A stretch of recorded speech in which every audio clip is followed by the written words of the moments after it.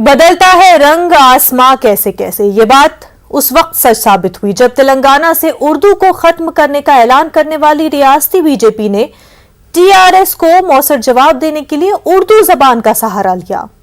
TRS की जानिब से मरकजी हुकूमत की नाकामियों पर गुजराती जबान में ट्वीट किया, जिसका जवाब बीजेपी की जानिब से उर्दू जबान में दिया गया। दिलचस्प बात यह है कि बीजेपी के रियासी सदर बंडी संजय ने हर मरहले पर उर्दू जबान की खुलकर मुखालफत की, हत्ता कि उर्दू में रोजगार से मरबूत इम्तहानात को मनसूख करने की बात मुहिम चलाई। उन्होंने बरसर इक़्तिदार आने पर उर्दू को दूसरी सरकारी जबान का दर्जा खत्म करने का भी ऐलान किया, लेकिन रियासती बीजेपी के ट्विटर हैंडल से टीआरएस को जवाब देने के लिए उर्दू जबान का इस्तेमाल किया गया।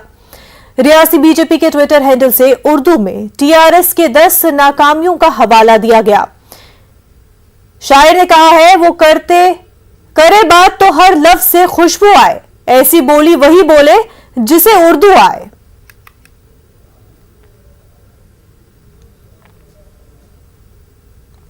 तेलंगाना वज़ीर आला के चंद्रशेखर राव ने वज़ीर आज़म के दौरे हैदराबाद के मौके पर कई सवाल किए थे। वज़ीर आज़म की जानिब से जवाब नहीं दिया गया। इस मामले पर टीआरएस लीडर मरकजी हुकूमत को निशाना बनाया। टीआरएस लीडर कृषंक ने कहा कि तेलंगाना आवाम को बीजेपी की मजलिस आमला से मायूसी हुई है। पीएम ने तेलंगाना के लिए कुछ ऐलान नहीं किया।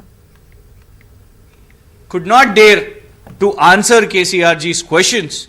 So, with jumlas and lies, Narendra Modi ji, yet again, with only political statements, has again left from Telangana without answering the Chief Minister's questions or even addressing the demands of Telangana which have been pending in the AP Reorganization Act, the promises which Telangana were given by Narendra Modi ji, like Palamuru Rangareddy project getting national status, or even the Narayanpet textile park getting funds.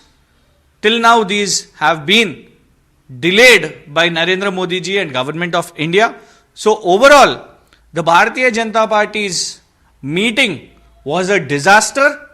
They could not even manage to gather crowds for the meeting, and that is why transported people from Karnataka, where people from Karnataka in Karnataka buses were seen visiting the public meeting of Narendra Modi ji.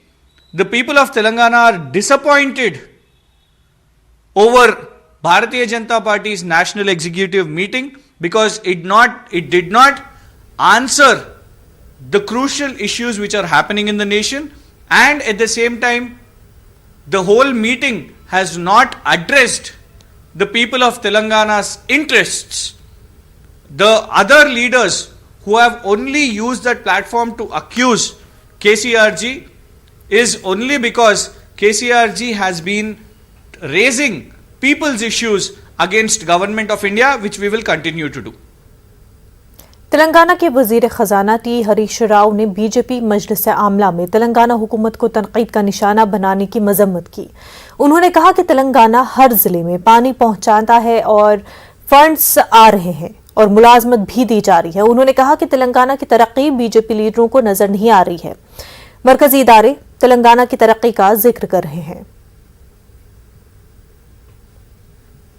जाइएंगे, कहाँ जाएंगे बोलो, कौन सा जिले में जाएंगे बोलो, हम आएंगे आपके साथ, पूछेंगे, किसानों को पूछेंगे पानी आया नहीं आया, किसान बताएंगे पानी आया क्या आंटे, आप लोगों को कैसा मालूम होता, पूछो किसानों से, आपका इंटेलिजेंस का रिपोर्ट मंगा के देखिए आप लोग।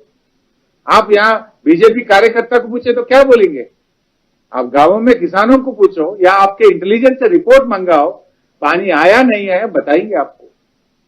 पानी आए तो ही इतना खेती हो रहा है यहाँ తెలంగాణ में. అంటే మీరు అవగాహన లేకుండా మాట్లాడుతున్నారు.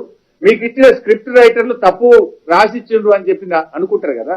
ఇంత సీనియర్ నాయకులైనటువంటి మీరు మీ స్థాయిని తగ్గించుకుంటూ ఆ రొటీన్ ఊకదంపుడు ఉపన్యాసాలు, ఆ రొటీన్ డైలాగులు ఏదైతే మీరు కొడుతున్నారో, నీళ్లు నిధులు నియామకాలు వచ్చినాయా అని తెలుగులో మాట్లాడబోతే ఏమైతుందంటే అది మీ ప్రతిష్ట, మీ గౌరవాన్ని మీరు తగ్గించుకున్నారు. నీళ్లు వచ్చింది నిజం, నిధులు అందింది నిజం, నియామకాలు జరుగుతున్నది నిజం. टीआरएस लीडर जीवन रेड्डी बीजेपी लीडरों के तेलंगाना के दौरे का खैर मकदम किया। उन्होंने बीजेपी लीडरों को आओ देखो सीखो का मशवरा दिया। उन्होंने इल्जाम लगाया कि ईस्ट इंडिया कंपनी की तरह तेलंगाना को लूटने के लिए बीजेपी तेलंगाना आ रही है। वो देखो सीखो, सही में सीखो। तेलंगाना में कैसा मिशन भगीरथ का पानी दिया 50,000 कर, वो सीखो। कालेश्वरम प्रोजेक्ट 3 साल में कैसा हम बनाया वो देखो। हम कैसा रोड्स इंफ्रास्ट्रक्चर हैदराबाद में डाले वो देखो। वो सब देख के सीखो भाई। सब मिनिस्टर, सेंट्रल मिनिस्टर घूम रहे ना गांव गांव में, जो रोड का ऊपर हम डाले सो रोड का ऊपर जा रहे, हम दिया सो ये फिश के खान खा रहे, और हम करे सो काकतिया का फंड्स का काम जो है 25,000 का, उसका स्नान करो। हम दिया सो मिशन भगीरथ पानी पियो। हम जो लोगों को गोट्स दे रहे उसका खाना खाओ, मटन एंजॉय करो, देख के सीख के और कुछ करो। ईस्ट इंडिया कंपनी देश को लूटने के लिए 17वीं सेंचुरी में कैसा आया, अभी तेलंगाना में इतना डेवलप हो रहा है, इतना डेवलप हो रहा है। ये छोटा स्टेट है, नया स्टेट है, इतना कैसा 5 से ला रहे, पैसा कैसा आ रहे, इसका मिनरल्स कौन सा है, इसका क्या चाइस है बोल के देखने को, फिर इसलिए लूटने को आया बीजेपी वाला। हम 100 का ऊपर काम है, मिशन भगीरथ है, मिशन काकतिया है, 24/7 करंट है, कल्याण लक्ष्मी है, शादी मुबारक है, वो स्कीम ऐसा दिया, देखो देखो ठहरो सीखो बोल के हमने दे दिया। आपका एड्स भी दिया, तुम आपका प्रेसिडेंट क्या दिया, कुछ आप काम करे, कुछ स्कीम्स दिया तेलंगाना के लिए, कुछ करे तो एड्स दे दो, कल सुबह भी दे दो, हम भी प्रचार करते हैं आपका एड्स। ये क्या था? टी रामाराव ने वुजरा श्रीनिवास गौड़ और टी श्रीनिवास यादव के साथ अल्लूरी सीतारामा की 125वीं यौम पैदाइश के मौके पर हैदराबाद के टैंक बंड पर मुनक्किदा तकरीब में शिरकत की। तेलंगाना के वजीर इंफॉर्मेशन टेक्नोलॉजी के तारक रामाराव ने जोर देते हुए कहा कि हीरो मुल्क में जहां भी पैदा होता है वो हीरो ही होता है। अजीम मुजाहिद आज़ादी अल्लूरी सीताराम राजू को याद रखना एक हिंदुस्तानी शहरी का फर्ज है। उन्होंने कहा कि तेलंगाना हुकूमत मुजाहिदीन आज़ादी के जज्बे के साथ तेलंगाना को तमाम शोबों में समाज के हर तबके की तरक्की के लिए काम कर रही है। వారు చూపెట్టిన పోరాట స్ఫూర్తి ఏదైతే ఉందో ఆ స్ఫూర్తినే ఈరోజు ఆలంబనగా తీసుకొని గౌరవ ముఖ్యమంత్రి గారి నాయకత్వంలో ఎన్ని ప్రతికూలతలు వచ్చినా, ఎన్ని రకాల ప్రతీప శక్తులు అడ్డుకునే ప్రయత్నం చేసినా గత 8 సంవత్సరాలుగా అన్ని రంగాల్లో తెలంగాణ అభివృద్ధిని, సంక్షేమాన్ని కలగలిపి అందరినీ కడుపులో పెట్టుకుని హైదరాబాద్లో కానీ మొత్తం తెలంగాణలోని 33 జిల్లాల్లో కానీ ఎక్కడ ఉన్నా కులాలతో, మతాలతో, ప్రాంతాలతో సంబంధం లేకుండా అందరినీ కడుపులో పెట్టుకునే ఒక తండ్రి పాత్రలో కేసీఆర్ గారి నాయకత్వంలో ఈ రాష్ట్రం అభివృద్ధి బాటలో పురోగమిస్తున్న విషయం కూడా మీ అందరికీ తెలుసు. అదే బాటలో ఎప్పుడైతే మా తెలంగాణ క్షత్రియ సోదరులు వచ్చి మేము ఇక్కడ స్థిరపడి ఉన్న లక్షలాది మంది క్షత్రియుల కోసం, అందులో ఉండే పేదవారి కోసం మేము ఒక ఆత్మగౌరవ చిహ్నంగా ఈ ప్రాంతంలో మాకు స్థలం ఇచ్చినట్టయితే ఒక చక్కటి భవనాన్ని నిర్మించి ఇక్కడ ఉండే పేద క్షత్రియులందరికీ అండగా నిలబడతామనే మాట ఏదైతే చెప్పడం జరిగిందో వెంటనే స్పందించి రెండో క్షణం కూడా ఆలోచించకుండా 3 ఎకరాల భూమిని కేటాయించింది కూడా తెలంగాణ ముఖ్యమంత్రి కేసీఆర్ గారు అనే మాటని ఈ సందర్భంగా మీకు విజ్ఞప్తి చేస్తా ఉన్నా. ఖానామెట్లో ఆ స్థలాన్ని ఇప్పటికే కేటాయించడం జరిగింది.